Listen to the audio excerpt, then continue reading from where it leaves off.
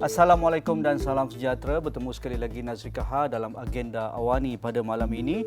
Parlimen akan bersidang, sudah pun bersidang pada hari ini, iaitu mesyuarat kedua, penggal kedua Majlis Parlimen ke-15 Sidang Dewan Rakyat yang bermula hari ini hinggalah pada 15 Jun akan datang.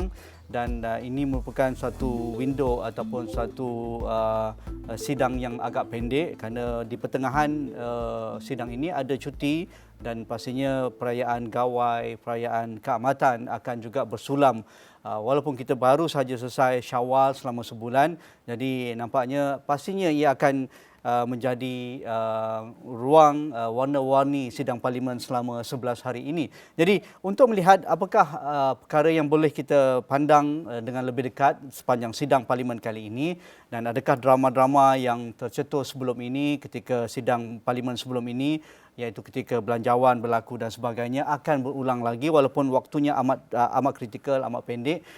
Begitu juga beberapa rang undang-undang yang akan dibentangkan, penting untuk kita teliti. Dan menjelang pilihan raya negeri, 6 pilihan raya negeri yang akan berlangsung pada pertengahan tahun ini ataupun lebih tepat berakhirnya penggal sidang Dewan Undangan Negeri 6 negeri tersebut pada akhir Jun 2023. Jadi di mana hala tuju parti-parti politik walaupun kerajaan perpaduan agak kekal, agak stabil pada ketika ini. Mereka baru selesai konvensyen perpaduan di peringkat nasional dan sekarang mereka beralih ke peringkat negeri. Kedah baru selesai dan sebagainya. Mungkin selepas ini ada di Terengganu, ada di Kelantan ataupun di Pulau Pinang dan juga di Selangor dan Negeri Sembilan.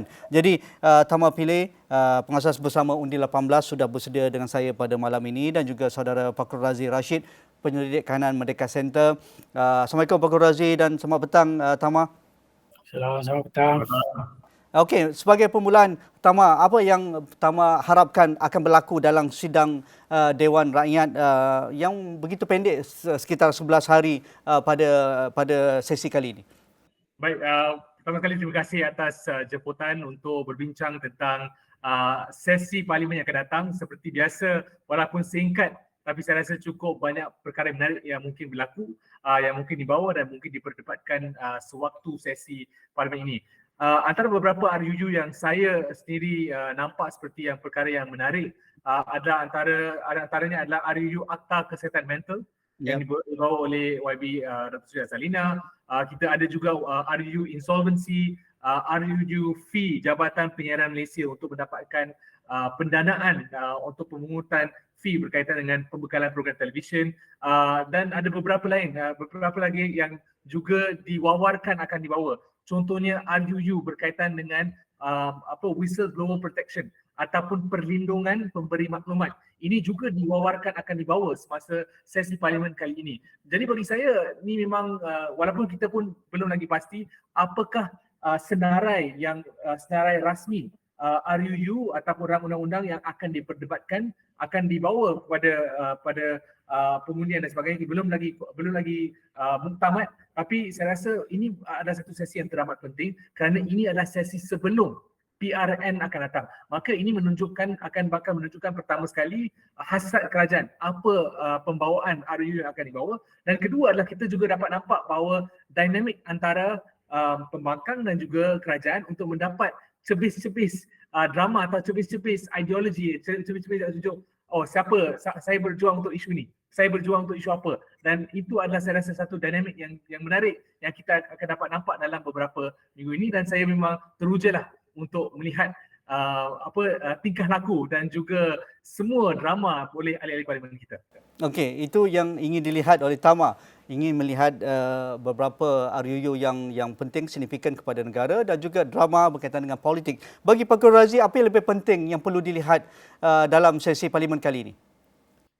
Perbincangan dalam parlimen kali ini, saya mengharapkan ada perbincangan lebih struktur, lebih dinamik dari segi sudut ekonomi dan kesejahteraan rakyat.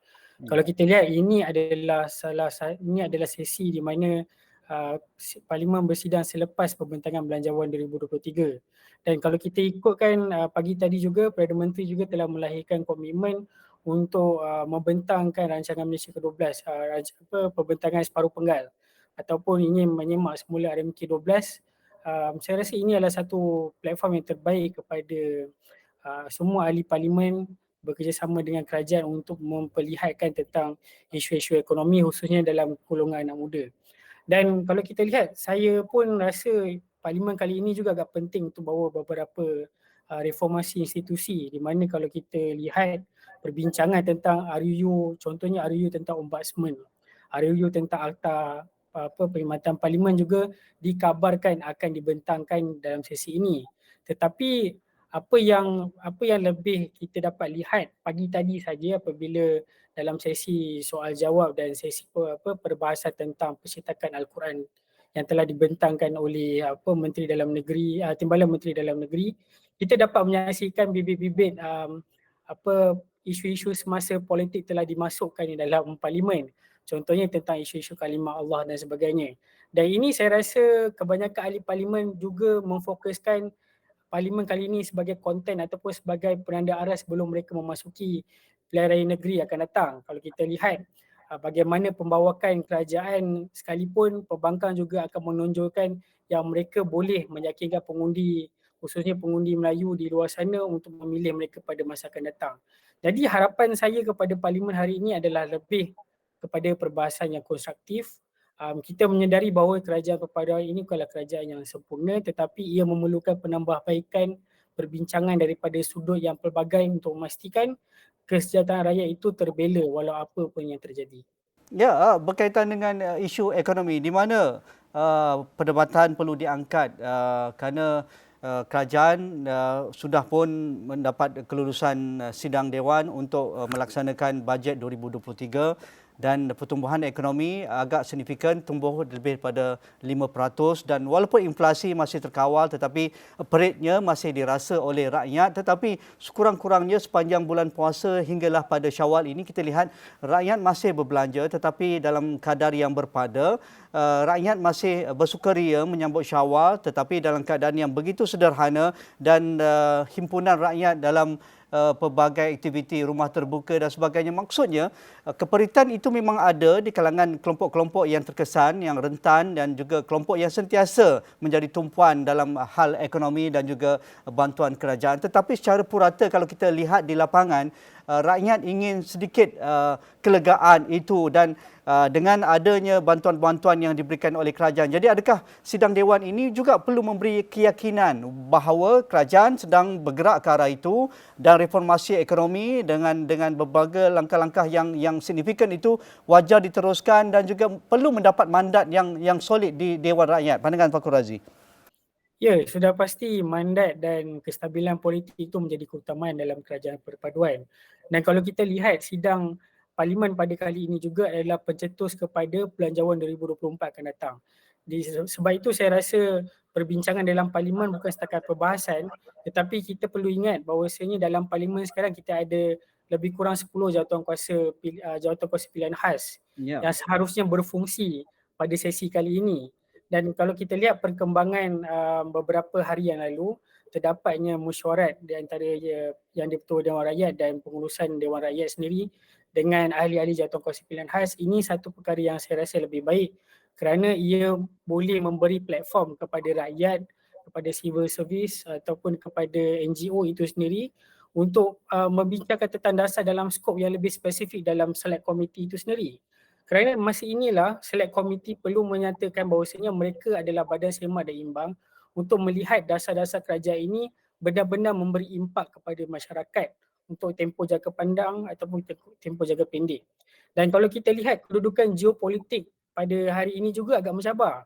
Dan ini bukan sekadar kita letakkan sasaran ataupun kita letakkan tanggungjawab ini kepada kerajaan semata-mata, tetapi di sinilah select committee boleh memainkan peranan, boleh menarik pakar-pakar ataupun mereka yang mahir di dalam sesuatu bidang ini untuk membicarakan bagaimana kerajaan boleh menambah baik dasar ini dan bagaimana kerajaan perlu melihat perspektif yang lebih luas untuk memastikan dasar-dasar ini lengkap dan memenuhi aspirasi rakyat untuk tempoh jangka masa panjang. Ya, masa patutnya sudah berlalu berkaitan dengan tomahan kerajaan tidak membuat sebarang tindakan berkaitan dengan mengubah keadaan ekonomi, menurunkan taraf inflasi, menurunkan harga barang, dan juga bebanan kerajaan bebanan rakyat dengan kos hari hidup sekarang. Jadi apa pandangan Tama berkaitan dengan hal ini, kerana kita ingin melihat ahli-ahli parlimen berhujah dengan berdasarkan fakta dan juga data yang betul, supaya sama ada di peringkat kerajaan, peringkat penyokong kerajaan ataupun di peringkat pembangkang ataupun di sebelah sana, kita dapat melihat bahawa mereka benar-benar cakna berkaitan dengan hal ekonomi misalnya. Bukan hanya menuding jari itu dan ini ataupun menyokong dengan angka-angka yang mungkin tidak munasabah, tetapi ia boleh dipegang oleh Dewan, oleh pemegang taruh dan juga pembuat polisi, supaya kita benar-benar dapat menyaksikan perdebatan yang berkualiti walaupun dalam masa yang singkat ini, Tama. Baik, bagi saya beberapa perkara lah dalam soalan itu. Pertama sekali adalah tentu kita sebagai rakyat Malaysia pun perlu lebih cakna, lebih faham tentang apa bidang kuasa kerajaan, apa yang kerajaan boleh lakukan atau tidak boleh lakukan. Itu perkara yang pertama. Contohnya saya bagi contoh di mana ramai yang marah apabila ada kenaikan UPR. Contohnya, tapi masalahnya ramai yang tak faham bahawa itu adalah bidang kuasa khusus oleh Bank Negara, dan lebih utama adalah Bank Negara adalah terpaksa memberikan respons kepada tekanan yang dilakukan akibat tindakan oleh kerajaan Amerika Syarikat ataupun Fed mereka. Kan maka ada suatu pergerakan geopolitik yang menyebabkan Bank Negara membuat keputusan, tapi ramai yang marahkan kerajaan pula. Kan maka saya rasa pada satu sudut perlunya ada pemahaman oleh rakyat sendiri apa bidang kuasa kerajaan, dan kerajaan juga perlu mengambil peranan untuk memperjelaskan, okey, ini sebenarnya adalah bidang kuasa di bawah Bank Negara, maka ini adalah satu pemisahan kuasa yang sihat dan bagus. Itu pertama. Kedua adalah kalau kita tengok dari segi perdebatan oleh ahli parlimen itu sendiri dan bagaimana untuk mereka pertingkatkan kualiti. Pertama, kita pun dah tahu kan, kalau kita tengok secara sinis, ramai ahli parlimen pun mereka kadang-kadang mereka suka untuk membawa polemik-polemik yang mungkin tak masuk akal, yang mungkin tidak bertanggungjawab, yang mungkin kita boleh cakap bahawa ini satu perkara yang teramat populis, kan? Tapi itu adalah perkara yang mungkin boleh memenangkan mereka sewaktu pilihan raya, PRN dan PRU yang akan datang dan sebagainya, kan? Itu adalah satu perkara yang mungkin mencabar sikit. Tapi kalau kita tengok dari segi maklumat ataupun ilmu dan sebagainya. Sebab itu saya berpendapat bahawa kerajaan boleh, dan ini adalah satu langkah yang kerajaan sedang lakukan, adalah untuk mempertingkatkan atau mengukuhkan Parliament Select Committee. Ya, di mana melalui Parliament Select Committee ini, melalui perbincangan dalam kalangan ahli-ahli parlimen ini memberikan potensi ataupun memberikan kuasa untuk pembangkang dan juga pihak kerajaan untuk duduk dalam satu meja bersama untuk berbincang apakah polisi-polisi yang sebaiknya, dan untuk melihat okey, kalau katakan adanya sesuatu rang undang-undang ataupun bil yang dibawa oleh pihak kerajaan dan melalui PSC ini saya rasa ini membolehkan satu-satunya idea ataupun RU ini untuk tidak dipolitikkan melebih-lebih kerana telah mendapatkan input oleh pelbagai pihak. Dan saya rasa ini adalah satu perkara yang membawa kepada perbincangan yang lebih matang, kerana kalau katakan pembangkang ataupun backbencher ingin mempolitikkan sesuatu RU dengan melebih-lebih, kerajaan boleh kata ini telah melalui PSC yang ada pihak pembangkang itu sendiri. Saya rasa ini adalah satu perkara yang bagus, dan saya berharap bahawa kita boleh melajukan penciptaan beberapa PSC dan juga kumpulan rentas parlimen secepat mungkin dalam pelbagai isu-isu penting, tak kisah kesihatan, pendidikan, ekonomi dan sebagainya, untuk kita mendapat penghujahan dan juga perdebatan yang lebih matang dan membawa polisi-polisi yang lebih jitu dan lebih dekat dengan hati rakyat Malaysia.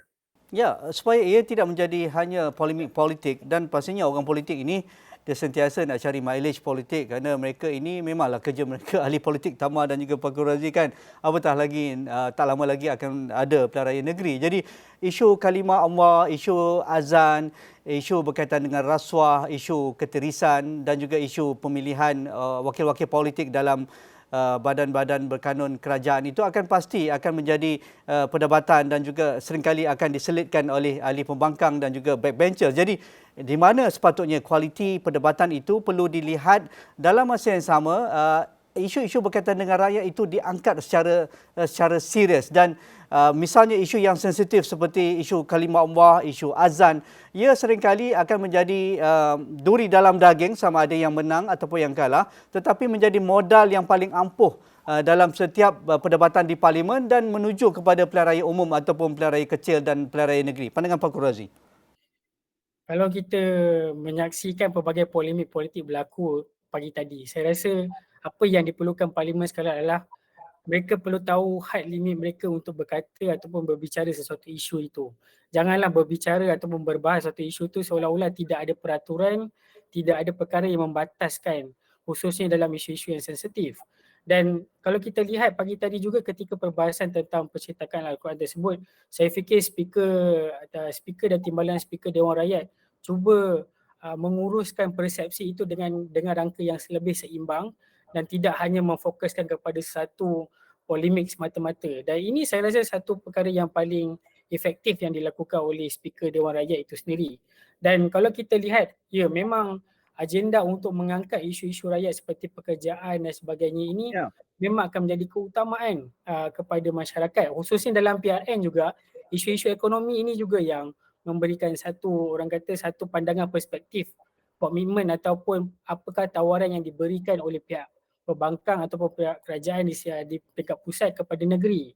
Dan kalau kita lihat beberapa pengumuman juga telah dilakukan di peringkat Kerajaan Persekutuan telah membuat beberapa pengumuman untuk beberapa negeri, khususnya negeri yang berada dalam pilihan raya negeri tidak lama lagi. Dan saya rasa ini masa yang paling tepat untuk ahli parlimen menyemak ataupun melihat adakah keputusan yang dibuat oleh kerajaan itu betul-betul benar-benar ingin membantu rakyat dan bagaimana keputusan yang telah dibuat oleh kerajaan itu dapat memastikan masyarakat mendapat manfaat yang lebih banyak untuk masa akan datang. Kerana kalau sekadar pengumuman dan bercakap sahaja semata-mata, saya rasa rakyat turut mempersoalkan isu-isu ini di luar sana, bukan di dalam parlimen. Yang itu yang pertama. Yang keduanya, saya melihat bukan sekadar perbahasan di dalam Dewan Rakyat, tetapi kita perlu sedar adanya sesi live di YouTube tentang kamar khas. Ini Ji, saya rasa perkara ini paling penting kerana kita kamar khas ini adalah tempat di mana mereka kebanyakan ahli parlimen membawa isu-isu kawasan. Tak kira lah dari sudut air ke dari sudut pendidikan, keselamatan yang berkait dengan pengurusan kerajaan pusat. Dan ini saya rasa peluang terbaik untuk masyarakat seperti mana yang Tarma katakan tadi untuk mempelajari bagaimana proses-proses dan cabang-cabang parlimen itu bukan sekadar dalam dewan sidang saja, tetapi negosiasi dan perbincangan itu berlaku dalam banyak platform, jatuh kuasa pilihan khas, kamar khas dan ada juga meeting dalam APPGM. Dan ini saya rasa satu budaya baru yang perlu diangkat oleh masyarakat, oleh pemimpin politik dalam kerajaan maupun pembangkang untuk memastikan adanya kesinambungan dalam kelancaran pentadbiran. Dan satu lagi saya nak tambah, saya berharap juga pihak perbankan kali ini tidak melakukan kesilapan yang lalu di mana tidak rajin untuk bertanya kepada Perdana Menteri. Ini saya rasa perkara ini agak penting kerana kita perlukan block check and balance atau perbahasan yang struktural daripada dua-dua belah pihak, bukan sekadar kerajaan saja. Dan saya rasa ketua perbankan dan blok perbankan yang ada pada hari ini perlu mempunyai dasar ataupun cadangan alternatif yang boleh menonjolkan bahawasanya mereka juga mempunyai idea untuk menguruskan masalah rakyat dan boleh mampu mentadbir negara untuk tempoh akan datang juga. Ya, bagi Tama, sehubungan dengan apa yang dikatakan oleh Fakhrul Razi, kita juga menunggu dengan penuh minat bahawa adakah kali ini atau dalam sesi kali ini rang undang-undang berkaitan dengan perkhidmatan parlimen ia dapat dibentangkan ataupun bagaimana? Kerana ini juga akan memberikan satu signal yang signifikan. Apa yang kita bincangkan ini berkaitan dengan fungsi PSC, fungsi kamar khas, tetapi tanpa ada autonomi ataupun dari sudut pendanaan yang lebih baik berkaitan dengan fungsi-fungsi parlimen dan sebagainya, ia pasti sukar untuk dilaksanakan. Pandangan Tama.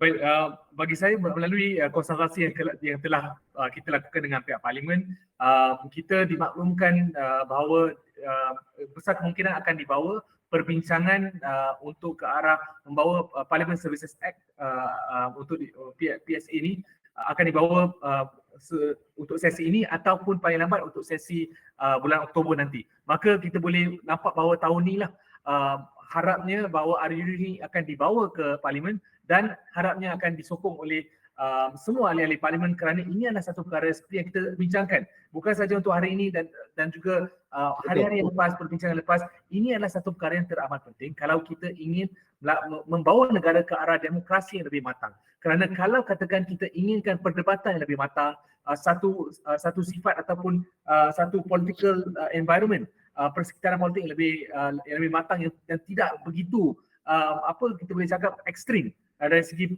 perdebatan ataupun kebencian yang berlaku, ya, kita perlukan satu parlimen yang lebih kuat, parlimen lebih stabil. Dan seperti saya nak tambah juga untuk kita berbincang tentang isu ekonomi dan sebagainya kan, antara isu yang kita dapat nampak sekarang adalah untuk pelbagai RU yang dibawa, kita tidak cukup masa yang diberikan untuk ahli-ahli parlimen untuk memahami apa sebenarnya yang mereka akan undi nanti kan. Kita dapat nampak contoh di bawah YBKJ dahulu kan, bila bawa RUGEG, kita nampak bunyinya gah untuk melawan rokok dan sebagainya. Tapi apabila kita nampak bahawa detail-detail segala isu-isu yang nampak bila nampak kantoi di media sosial, kita dapat nampak mungkin ada isu kontrak kroni dan sebagainya, kantoi, maka tiba-tiba kita bertukar 180 darjah dari sokong kepada masyarakat menentang RU tersebut kan. Maka sebab itu dan sebab itu berbahaya kalau kita adanya sistem di mana pertama sekali ahli-ahli parlimen tidak cukup masa untuk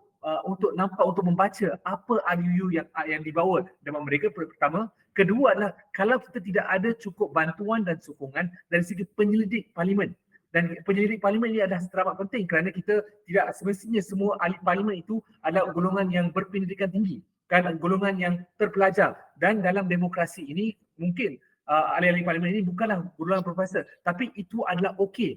Tapi untuk pastikan sistem ini berjalan lancar, kita masih juga perlukan bantuan, sokongan dari golongan terpelajar, NGO, civil society dan juga penyidik parlimen itu sendiri, supaya apabila pengundian berlaku, ini berlaku secara asasnya berlaku secara baik dan berasaskan ilmu dan bukannya hanya mengikut ketua web saja. Maka saya rasa ini adalah satu perkara yang teramat penting dan saya memang ujarkan supaya akta PSA ini dibawa secepat mungkin.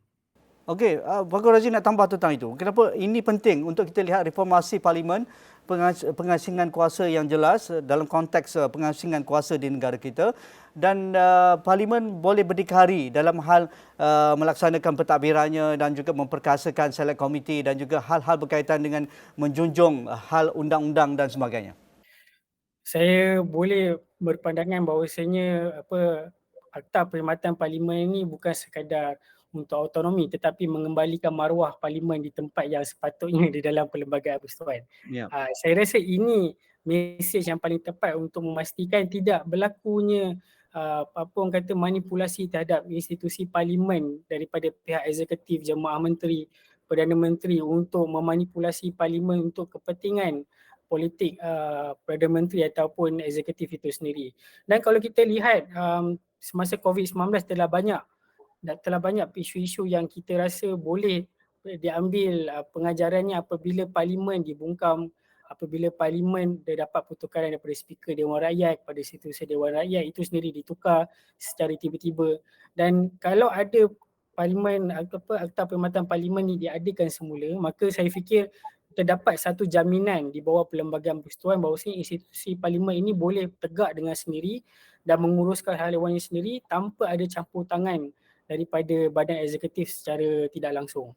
Dan pada masa yang sama, kalau saya boleh tambah apa yang saudara Tarma katakan tadi, ia agak menarik ya, selepas 2018 kita dapat saksikan beberapa undang-undang yang tidak boleh dibahaskan dalam satu tempoh yang pendek ini akan pergi kepada select committee. Betul. Saya rasa ini perkara juga yang paling penting untuk memastikan kerajaan bukan sekadar membentangkan undang-undang dan disemak oleh backbenchers dan pihak pembangkang, tetapi sekiranya ada butiran-butiran yang perlu negosiasi, yang perlukan perbincangan lebih lanjut seperti GEG dan sebagainya, itu perlu dibawa dalam select committee untuk dibincangkan oleh ahli parlimen, oleh pemegang taruh dan semestinya oleh tenaga pakar.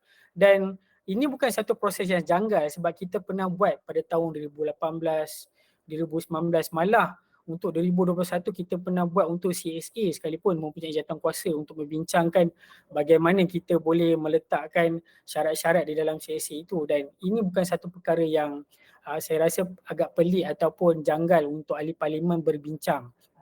Dan pada masa yang sama juga perbincangan ini juga perlu diikuti oleh masyarakat itu sendiri. Saya rasa apa yang dibincangkan dalam select committee, apa yang dibincangkan dalam PAC, apa yang dibincang oleh Kamahas, perlulah penjelasan yang lebih baik kepada masyarakat terbanyak, kerana tidak semua masyarakat faham fungsi parlimen ini yang sebenar, kerana mereka hanya melihat teater ataupun sidang perbahasan itu sahajalah, itulah fungsi parlimen. Tapi ini adalah peluang kepada Speaker Dewan Rakyat, kepada ahli parlimen untuk menerangkan tugas-tugas mereka, bukan sekadar datang untuk berbahas tetapi menyimak, memberi idea dan pandangan dengan menyeluruh kepada masyarakat. Dan platform ini juga penting untuk kerajaan menjelaskan beberapa isu yang berkaitan yang tidak jelas di pihak orang awam. Contohnya tentang isu kalimah Allah, tentang keputusan memotong subsidi elektrik dan sebagainya. Ini adalah satu peluang untuk memastikan kerajaan mempunyai perancangan yang lebih jelas, perancangan ekonomi yang lebih baik dan ia boleh digarap oleh masyarakat dengan kefahaman yang betul. Itu saya rasa poin yang paling penting mengapa parlimen kali ini perlu memberi penjelasan yang lebih banyak kepada masyarakat tentang dasar-dasar kerajaan. Ya, realitinya Tama, adakah kita terlampau ideal untuk mengharapkan apa yang kita bincangkan ini berlaku di Dewan Rakyat? Kerana mereka tahu, mereka merupakan pemain politik, mereka memerlukan publicity dan juga populariti sepanjang Dewan yang begitu terhad ini. Sebab itu kadang-kadang kita rasa benda yang mereka bawa itu tidak relevan untuk kita yang berfikir, tetapi mereka rasa relevan untuk penyokong tegar mereka di lapangan ataupun di kawasan mereka. Jadi agak-agaklah orang politik ni perlu ada jugalah perimbangannya. Kalau tak mau 100% mungkin anda boleh menjadi ahli parlimen yang hebat dalam 60% ataupun 50%. Kurang-kurangnya anda gunakan sebaik mungkin ruang yang diberikan itu selain daripada ada dalam select committee ataupun kamar khas, tetapi yang perdebatan di Dewan itu juga wajar ditunjukkan kematangan itu. Pandangan Tarma. Baik, sebab itu bagi saya selalu katakanlah, bila kita bercakap tentang politik, kita bercakap tentang lumrah manusia lah.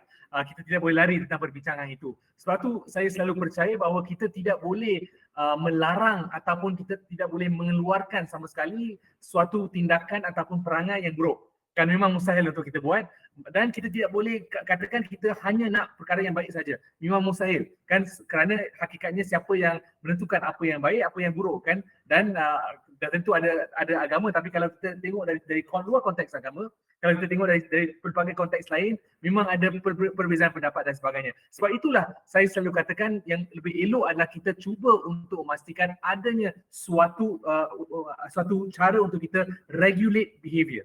Atau untuk kita menentukan dari kita nak remove behavior, kita regulate untuk pastikan bahawa di bawah peraturan permainan ini apa yang anda boleh lakukan, apa yang tidak boleh anda lakukan. Contohnya kalau kita tengok di Amerika Syarikat, mereka nampak bahawa ada masalah dari segi isu rasuah di dalam politik mereka. Apa yang mereka lakukan, mereka sedar bahawa mereka tidak boleh mengeluarkan terus perniagaan ataupun duit daripada struktur politik. Maka apa yang mereka lakukan adalah untuk regulate, untuk pastikan bahawa kalau apa-apa lobbying ataupun apa-apa donation yang anda berikan kepada parti politik, semua perlu dilakukan. Itu adalah contohnya di mana anda nampak mungkin ada satu perkara yang buruk, bagaimana untuk kita perbaikan. Sebab itulah kita berbincang tentang semua perkara ini. Dan saya berharap untuk penonton di luar sana yang datang berbincang atau mendengar semua isu ini, tahulah bahawa kita tidak hidup di dunia yang sempurna. Tapi kita boleh sekurang-kurangnya mencipta satu dunia yang lebih dekat